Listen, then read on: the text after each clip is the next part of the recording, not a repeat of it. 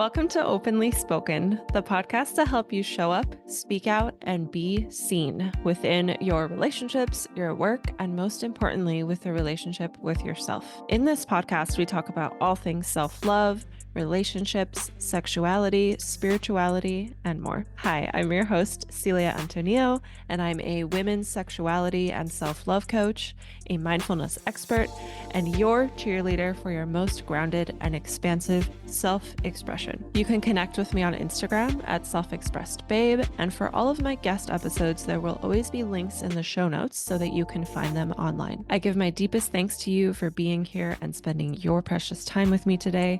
Now let's begin our journey.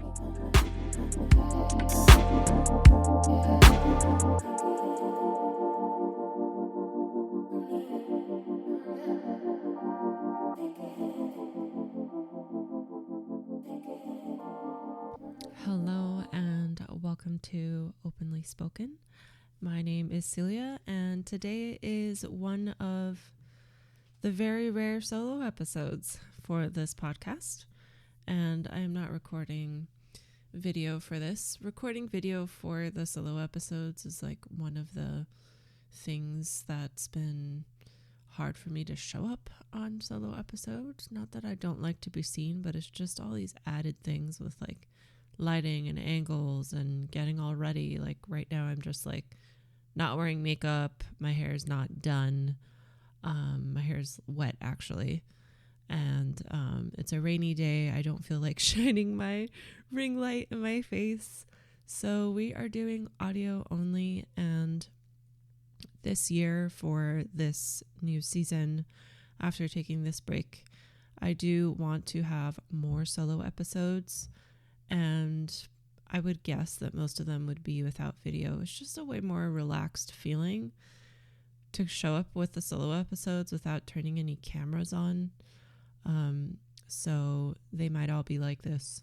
And yeah, let's get into today's topic. I would love to share with you my body love journey and my food journey, and talk to you about body love and food decisions, because it is super tied to self-love, to pleasure, to sexuality, to relationships. And they are both areas that society likes to influence us on, or that we allow society to influence us on, because we're social beings. It happens. And yeah, so hopefully in me sharing this journey, because some of the things I'm going to share, especially with my food journey, will be like, they feel a little edgy to share, and you'll see why once we get to the food section. And if you've seen previous episodes, I'm actually recording that. This is the first solo episode I'm recording of this season, and I'm planning to schedule it as the second solo episode. So in case I didn't mention it in the first episode, I have gone back and deleted a lot of old content on this podcast because it no longer makes sense for what I'm doing. So just to deviate a little bit from our topic and give a little bit of an update. This podcast started in 2021 as a place to openly speak about business and life transitions. And when I started it in 2021, I was barely starting out my entrepreneur journey, and I was connecting with other online entrepreneurs, and we were coming on here and sharing our stories. I was sharing my behind the scenes stories, and that content with what I do now doesn't make sense if like somebody new were to find me through my other avenues of social media. It wouldn't make sense for them to go back to episode 1 and then to hear me or someone else talking about building their business, when that's not what I do. So that's why those have been archived. And because I archived a bunch of random ones from various seasons, I just lumped all of the old episodes into season 1. And so this is season 2 now, and maybe I just shouldn't even say this is season 2, because who knows if I'll lump this together into season 1 in the future. The podcasting journey is so fun, and I didn't know that it was going to end up taking this turn. And at first I liked keeping the old episodes on there just to kind of show my journey and for you all to get to know me. But yeah, it no longer made sense to keep those on there. Okay, so diving into our topic. So now my work focuses on, in all of 2023 and at the end of 2022, and I'm still continuing my studies now. I'm like 90% done with my certification, and I'm working on my majors of life transitions and female sexuality.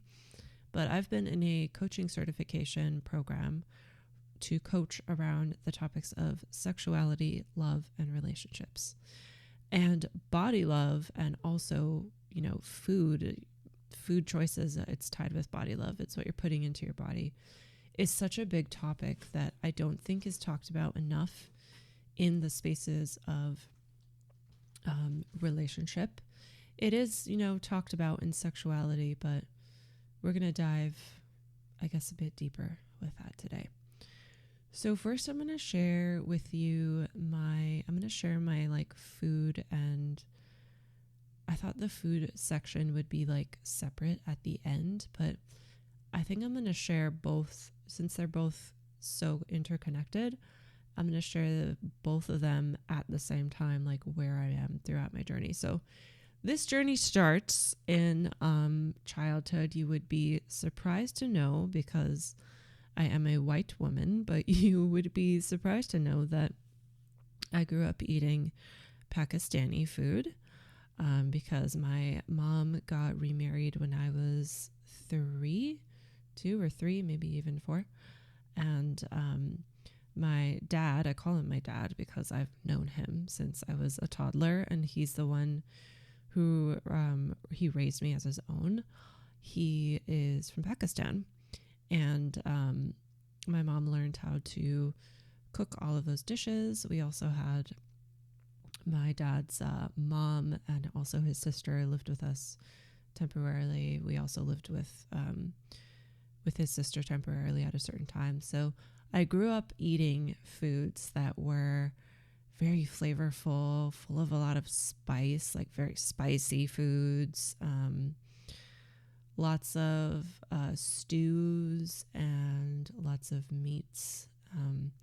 I remember one of my favorite dishes, and you might not be familiar with this if you're not familiar with Indian or Pakistani food, you might not know what I'm talking about, but maybe you can look it up. But I remember one of my favorite dishes was something called halim, and I just remember it was I want to say it was like a chicken and cumin stew.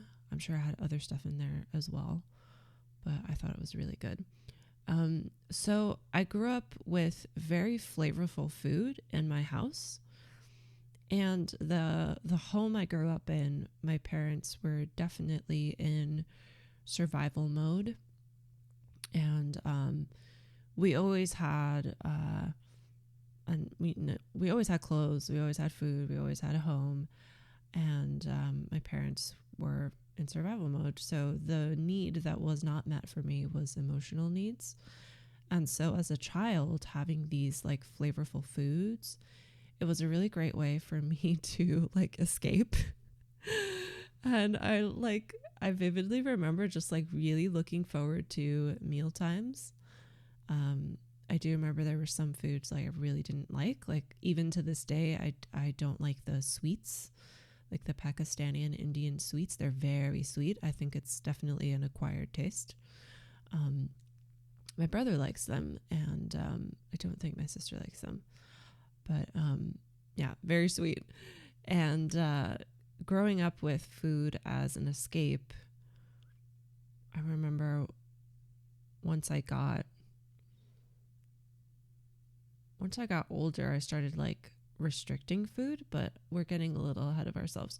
So the first part I want to kind of touch on is I vividly remember at age 11 when started middle school. And the thing that's different about middle school as the kind of like personal experience going through middle school is that now you have a locker room, and your gym class or your PE class, you're now changing into your gym clothes in front of your peers. At least that's how it was at the middle school I went to. And I remember being so self-conscious about like not wearing a bra yet. All the other girls had that, so I would just like go change in the stall because I didn't want to just get shirtless if I didn't have a bra on. And that was when like a lot of insecurity started around having small boobs, and just like needing to bring up these topics with my mom of like, hey, can I wear a bra? Which I actually wrote her a letter about it because I just could not bring myself to talk about that. In our house, like we just didn't really talk openly about those kind of things. Same thing with like shaving my legs. I remember like writing my mom a letter asking if I could shave my legs, and I put it in our mailbox. And yeah, so embarrassing. But if any of you also had a mom or parents or caretakers who you found it really hard to talk to them, like, you're not alone, and it gets better. So then I also vividly remember at around age 11 noticing that, like, I have this really vivid memory being in my room, and I was breathing, and I was noticing that as I was breathing that my belly was expanding as I breathe. And I'm like, oh, no, gotta suck that in. And I remember like the flat tummy. This is like the year 2000 or 2001. The flat tummy was like all the rage, like, and belly rings like that. That's like what was popular. And so I remember sucking in my belly and directing my breath to my chest. I vividly remember doing that at age 11. And I probably breathed like that until I started doing yoga, to be honest. And even to this day, I feel like every day is a kind of invitation to soften my belly and my womb even more, and just like allow all that tension to release, because it becomes such a unconscious habit when you've been sucking in your belly since age 11. And then once I got to maybe like 13, 14, like once I was in high school, I started becoming very obsessed with what food was going in. And I feel like it kind of started with like my parents were very health conscious, at least my mom was, and my grandparents, her parents. And we were, making like acai bowls at home, and buying like organic produce from Whole Foods at that time already. And part of the obsession with food was healthy, because I like definitely nutrition was my entry point into this type of work of self-development and self-love and bettering yourself. For me, it started with nutrition and with just having that education at home about how important it is to make sure you are eating foods that are good for your body and that nourish your body. But at the same time, there somehow was this connection between like what you eat and how much you eat, and like the calories like will make you bigger, and that's not good. And I would speculate that it came from, just like so many different places. Diet culture is huge, and that was like perpetuated a lot in movies. I also definitely saw it with my just observing how my mom is with food. Like some memories that come to mind is going to In-N-Out, and the protein style of In-N-Out being ordered. If anyone listening does not know what In-N-Out is, because it's only in a couple states in America, it's basically a hamburger like fast food place. which I haven't had in like, I don't even remember, probably 20 years because I don't eat beef. But we will get to my food choices later. There is a style that you can order your burger called protein style. And instead of giving it on bread, they give you 2 lettuce leaves. And then like the burger is inside of the lettuce leaves.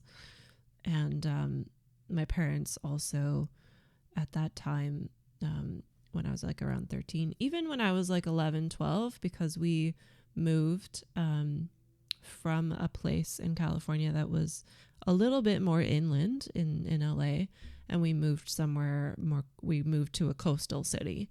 And I think something about being like, I can only imagine, I haven't spoken to my parents about this, but something about being in a coastal city, the realities of that is that you're going to be in a bathing suit more often. So I can see why that made my parents like amp up their fitness routine, because I definitely remember that was like a big thing that I at least noticed at that time. And yeah, I don't remember how I there was probably one point I was making earlier that I didn't finish, but it floated away. So we will just continue. Along with the piece around fitness, my parents got me my first gym membership when I was either 14 or 15. What either the youngest age was that the gym allowed was when I did that. At that time, I was also doing independent studies. So I was like home with them, and that was why they brought me to the gym and got me the membership. And I remember the only like motivation I had to work out, like, yes, it was because of health, but like the biggest motivation I had was I just wanted to work out so that I can eat even more without feeling guilty about it and without gaining weight. Like, I have always loved eating. I love eating to this day. Like, I'm a huge foodie. And I just remember going so hard at the gym because that means that I was like earning the double chocolate chip muffin, like from the trays of muffins that my parents would buy from Costco, or like I was earning my croissants. I was like earning these like delicious foods that I know that I already knew at the time weren't, healthy, but that I enjoyed. So, yeah, that was one of my biggest motivations to going to the gym. And something that I didn't realize, honestly, until last year, 2023, is that behavior that I was that behavior I was doing of like working out really hard and basically like binging on food, I didn't realize that was an eating disorder. I always thought that bulimia meant you had to purge, but purging could be like exercising could be a form of purging. And I didn't know that until someone I've had on this podcast, Lucy Newport. You can scroll back and listen to her episode, but she is a binge eating coach, and I've gone through some of her course content before.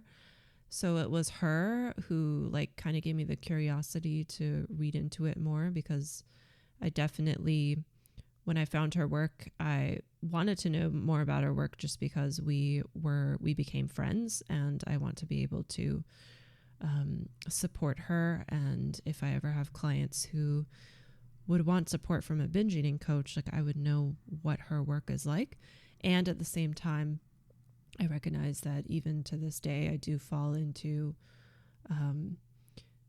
patterns of like eating while I'm stressed, as a form of like using that food to like avoid feeling what I'm stressed about.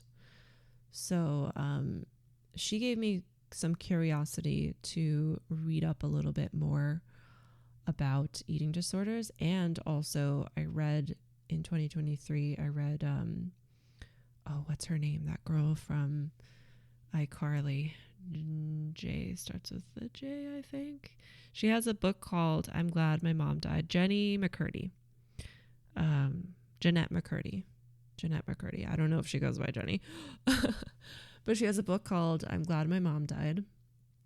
And that book is like, it's really intense with her eating disorder. And I didn't relate to, you know, the throwing up part, because I never did that. I've always had like trauma around throwing up. I hate throwing up so much. Like, hate throwing up. But a lot of the other things that she was sharing in that book, I could really relate to. Like, I'm like, oh, I used to feel that way. So that made me look up a little bit of information about eating disorders. And that was where I found out that a form of purging can also be exercise. So if you're eating a lot and then you're like going super hard exercising, like that's, I mean, now it makes sense to me that that's like obviously not a healthy relationship with food and with your body. But at the time, I did not know that. I didn't know that about myself until last year. So, yeah, so I was an avid gym goer from that time, age 14 or 15, all the way up until when I was 23.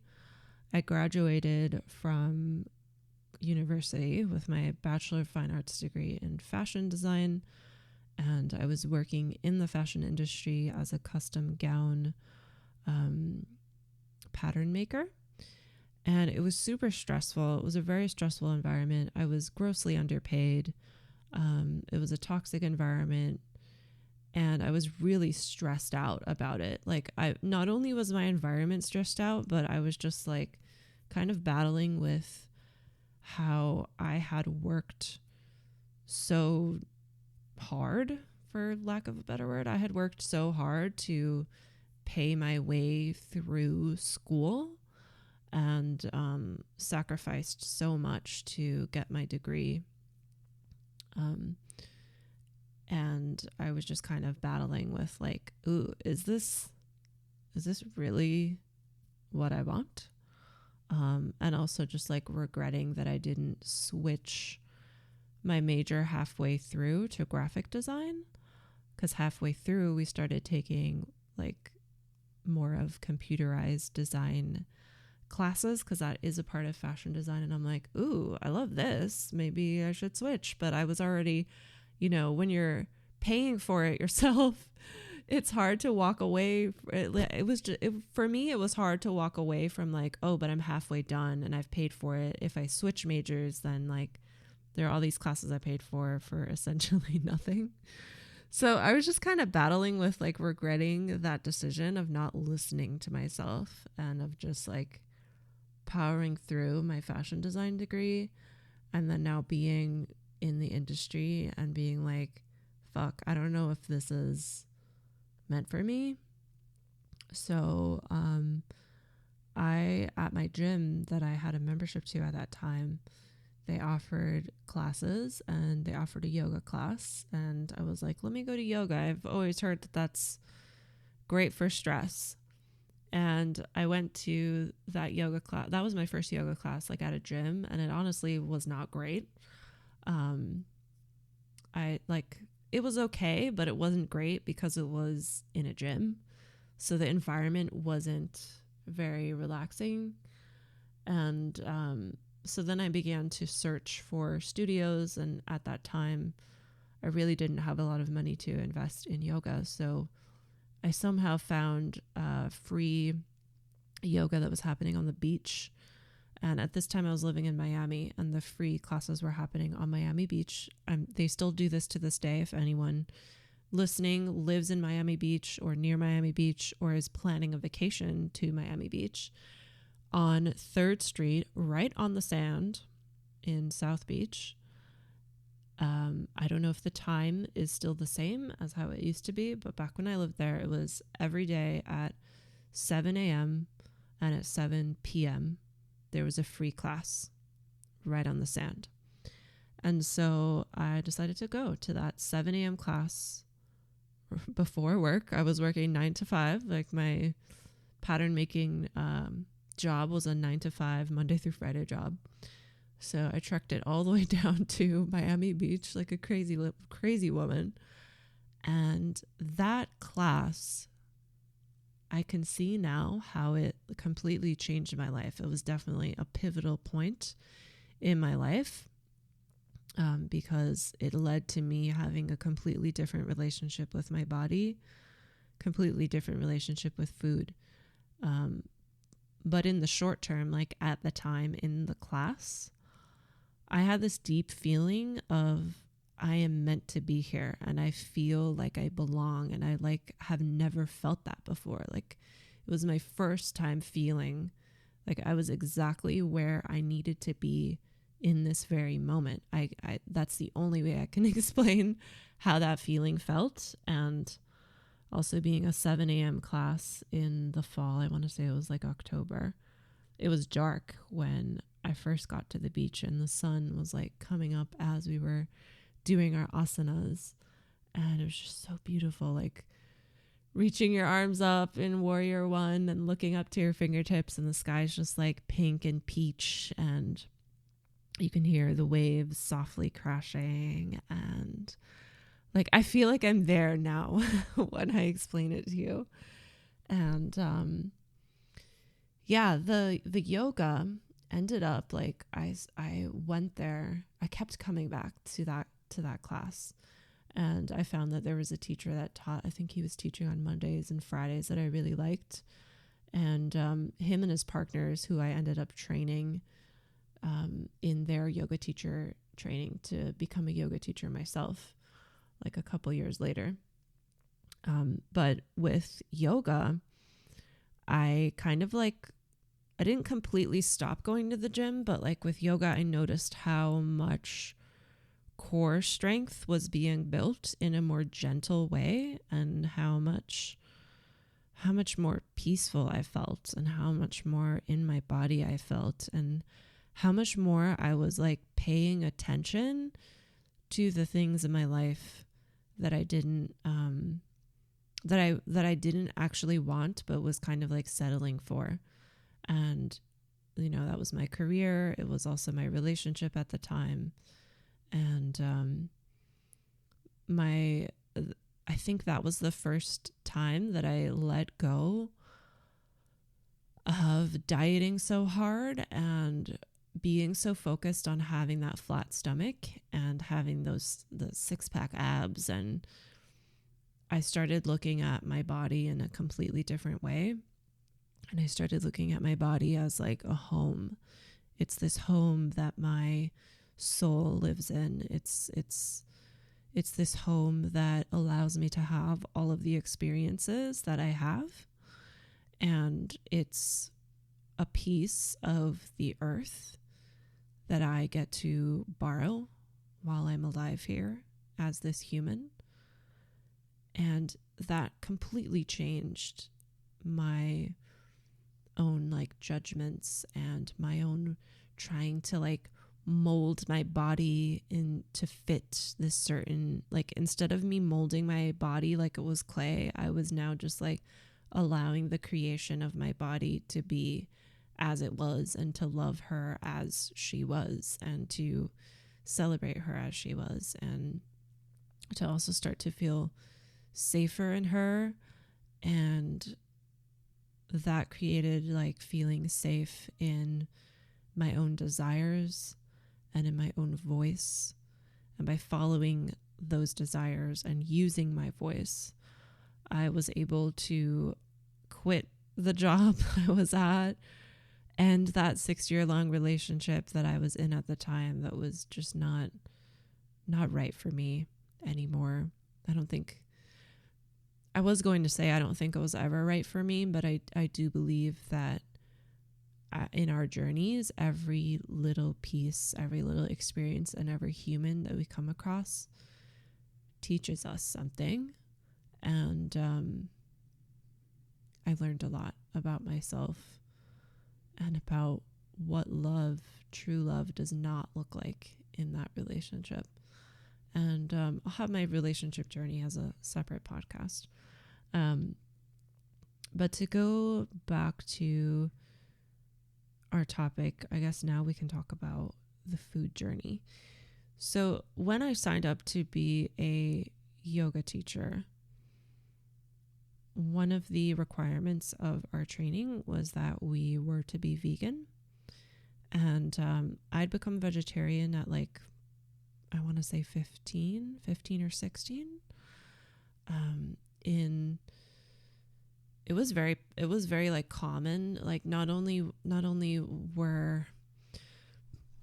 was I living in a household where my parents were very health conscious, but I also, went to high school in LA where it's very common to have vegetarians and vegans around. So that was probably one of the things that influenced me. And then I've also always loved animals. Like there were certain dishes growing up that I just like did not want to eat because of knowing what animal they were.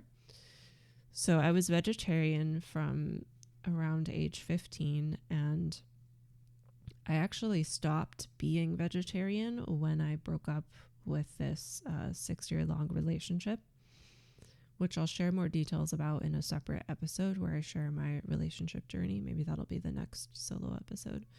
It was just a really chaotic time in my life.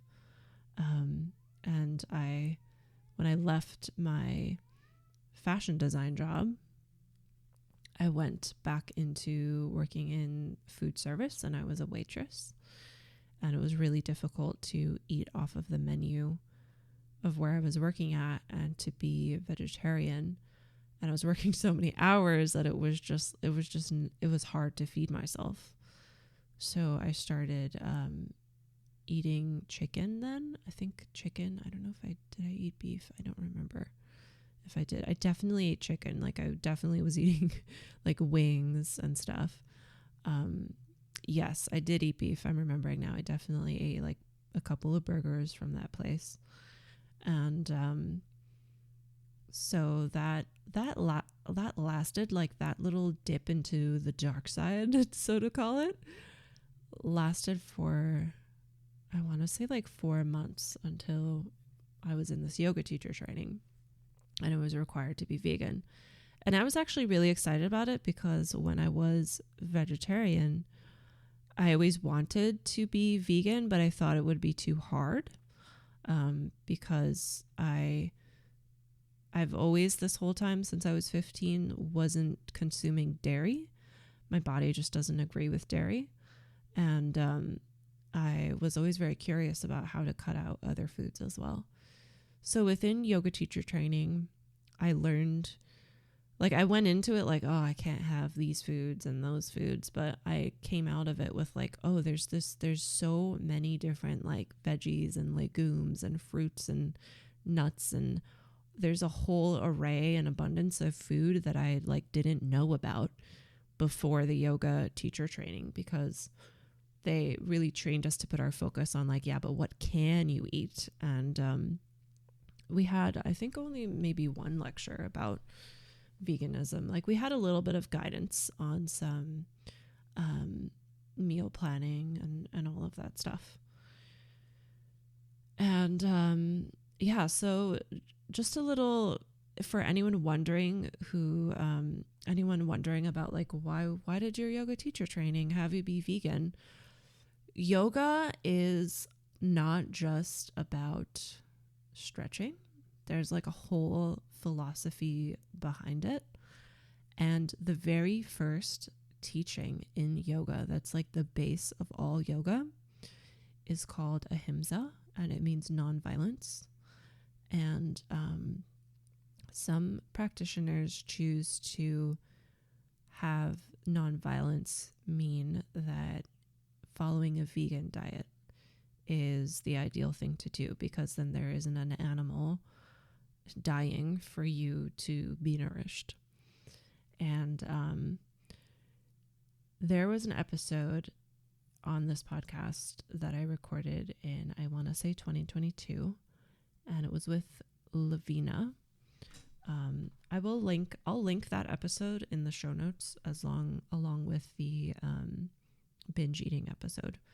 But if you watched or listened to that episode, there was a part in that episode where we talked about how death is a part of life. It's a part of this endless cycle that we are on as living beings, of dying and being born, of dark and light, of moving through seasons, moving through summer to fall to winter to spring and then back to summer. And we talked briefly about eating animal-based foods, and I got really emotional in that episode because eating more animal-based foods is kind of like it's a journey I've been working with now for 4 years now, ever since the lockdown. And it was difficult because I based my very first, as a kid, there was definitely this love for animals, and I'm not going to eat certain animals. And then I went vegetarian so young. And then in yoga, we were vegan, and we learned, why it's good to be vegan. Like it's all just belief systems. And I'm not saying that these belief systems are wrong or bad. We all get to choose what we believe, but this belief system of eating animals is bad was so ingrained in me that it was difficult to transition out of that. At first, what I did in 2020, I started eating eggs and I started eating fish. And I actually did that in 2019, but I started that in 2019, I think, but it was very sporadic, and I upped that in 2020 during the lockdown because I was scared about food shortages. Like, we didn't know what was happening at that time, and I was like, if they run out of certain like veggies and stuff, I'm not going to die. So I'm going to eat a little bit more fish, a little bit more eggs. And so that was my journey with it. And then once it was around like 2022, I started, learning more about philosophies from Tantra, which yoga is a branch of Tantra. So it's so interesting how like I started my journey with yoga, and then I'm like being led to this kind of like source of where yoga came from, which is Tantra or Tantra. I gotta pronounce it correctly. But in Tantra, nothing is seen as bad. Everything is seen as divine. And so that's why, for me, before I started eating more animal-based foods, I remember being so confused coming across like these spiritual people who were like posting photos on their Instagram stories of them like eating a steak. And I'm like, wait, what? Spiritual people eat meat? And now I understand why, because of Tantra. But for me now, I do eat chicken. I'm still eating eggs. I eat fish sometimes. That's about like where I'm at right now. I can't get myself to eat. And, I'm just kind of like rambling now on this podcast, but I would love to know if anyone listening like resonates, or maybe you're going through this journey yourself with your own food choices. But I can't get myself to eat beef. Like, I have seen way too many videos of cows playing with dogs, and I've been in the presence of cows, and I've been in the presence of chickens too, but cows, I don't know. Like, I know that I've had conversations with this with so many friends now, and it's interesting how I'm like, yeah, but cows have more intelligence than like fish, for example. And it's like, No, but if you go back to the spiritual philosophy, like everything's the same, everything's one, it's all divine, they're all magical. So like, why are you differentiating, you know? But that's where I'm at right now. And I guess I'll talk about some of the things that made me open up to eating more animal based foods as of recently, because I've only started eating chicken since January of this year. It's relatively new, and I've come to find that I really love bone broth, chicken bone broth. We will save all of the bones and then make a broth out of it, and it's just so satiating. So firstly, like the cues for my body being so satiated from having more animal based proteins, specifically from chicken, that is the first thing where I'm like, okay, like I'm gonna trust that, I'm gonna listen to that. The second thing is kind of silly, but a couple of years ago, maybe 2020, during the lockdown, I'm not sure how old it was, like if it was already like a rerun or if it was new at the time, but I was watching a stand-up comedy, and he was talking about vegan cats. How there are like groups of people out there who feed their cat a vegan diet, and how these cats are like clearly not thriving and living really short lives. And these cats are like, in photos you can see, if you see photos of them, they're like, please God help me. Please give me some meat. They're just like miserable. That was my first thing of where I'm like, okay, if it doesn't make sense to feed a cat a vegan diet, can I be open to looking at my body also as if it was an animal that needs to be fed what it needs for its own physical and nutrition needs? And can I be open to the idea that what my mind thinks is right versus what my body actually needs? Can I be open to the fact that those two things can be opposite? And so in that episode with Lavina, we talked about death, and I got really emotional in there because like I think what I was thinking about was like a cow being, killed, and that made me very emotional. And so part of eating chicken again is having to sit with the truth of, this is a living being that died.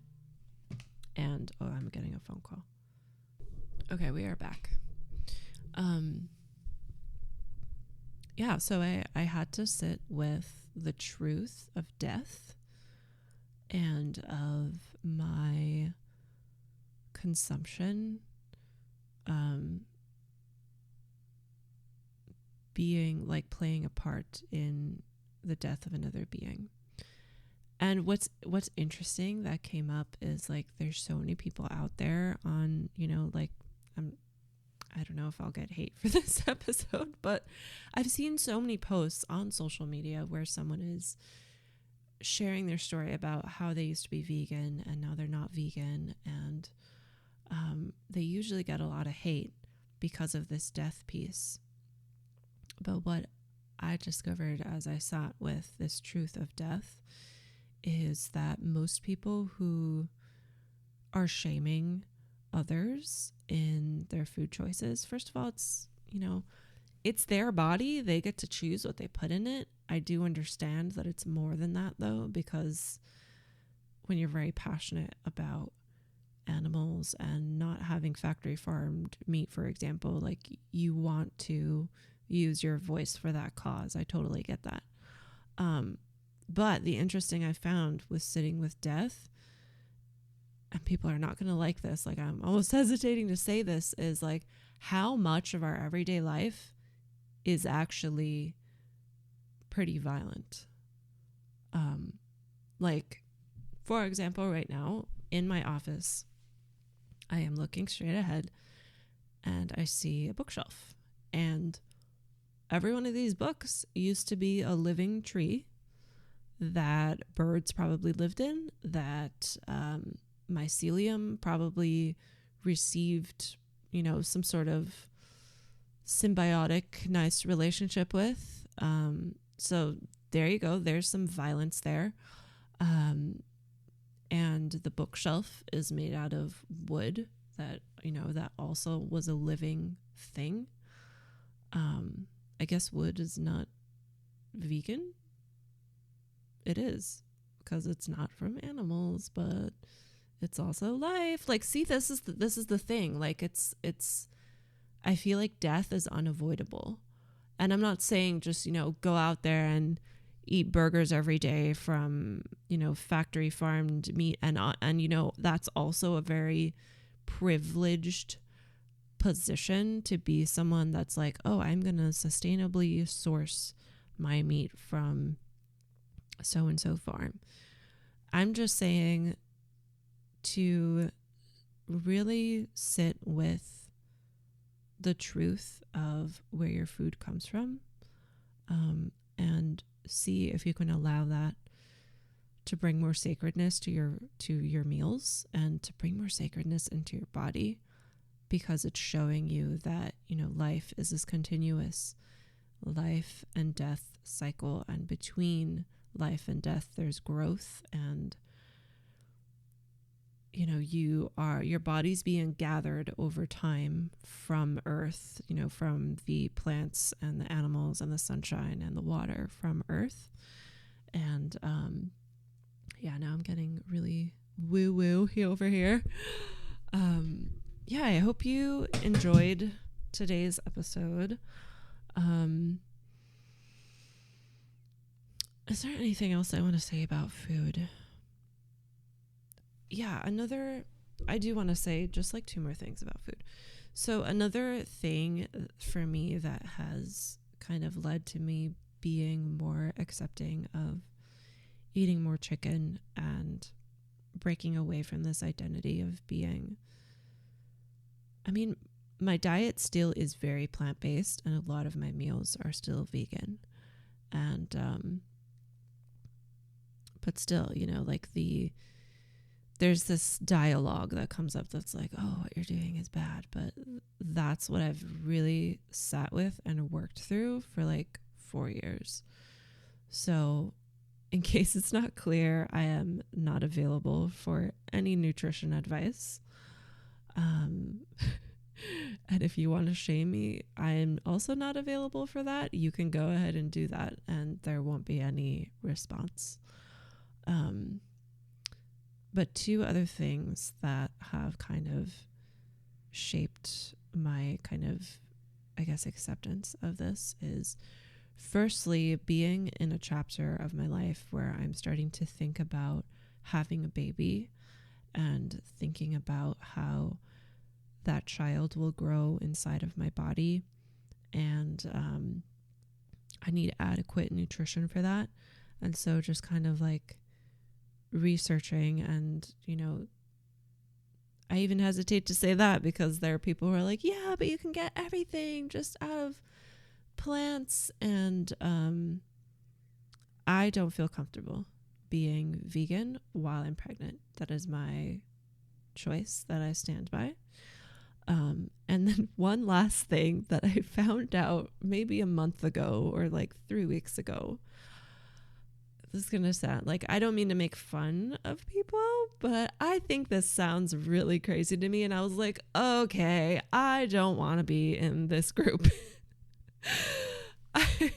I learned that there's a whole group of people who are vegan, like capital V vegan, that don't breastfeed their kids because breast milk is not vegan. And I think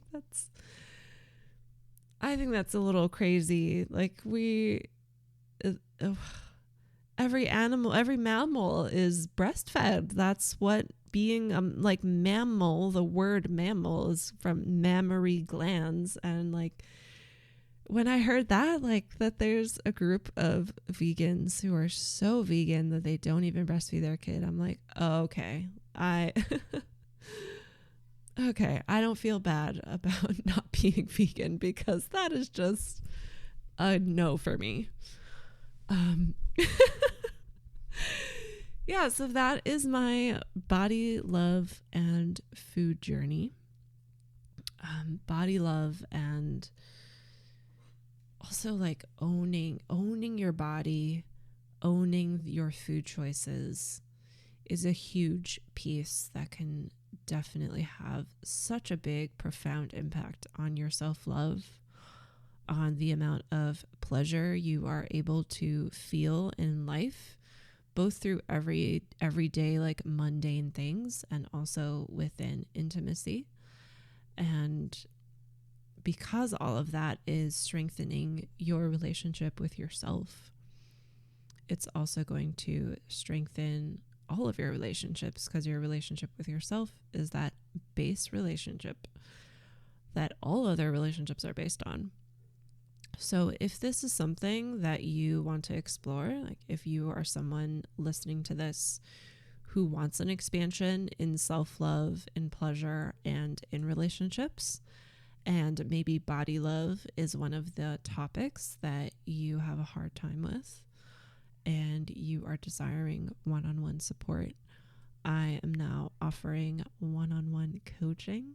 My one-on-one coaching package is called Passionate Pulse. It is a 5-month journey. You will have, you'll be held in a very sacred way. We open up with ceremony. We close with ceremony. We have one ritual a month together along with our coaching calls. And it really is a space for you to have your next expansion in self-love, in pleasure, and in relationships.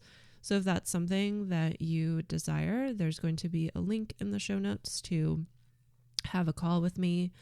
And this call really will be like a session, because I think it's important for us to meet first and for you to get really clear on what you want. So think of this session as, yes, you're interested, and also you want to get really clear on what you want. And if you walk away just getting clear with what you want and that's it, and you don't want to work together, that is fine. Like, this session is here to support you no matter if we work together or not. So there's going to be a link for that in the show notes below. And links to all of the episodes that I mentioned earlier will be there. And if this episode shifted anything for you, if you want to chat about anything, you can reach me through the contact page on my website. I know that's like a really weird way to ask you to reach me, but I'm kind of not really on Instagram this year. I'm kind of taking space away from Instagram just to focus on my one-on-one and finishing up my training so that I can be very clear with the content that I want to put out there.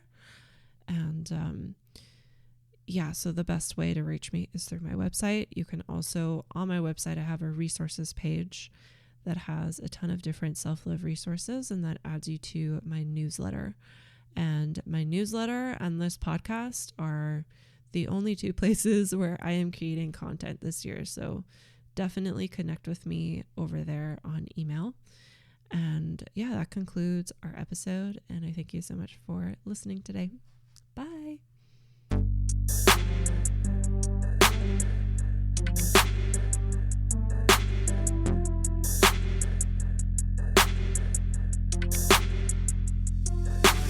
Thank you for tuning in to this episode of Openly Spoken. I know that there's an abundance of content online, so I really appreciate you giving me your ears today.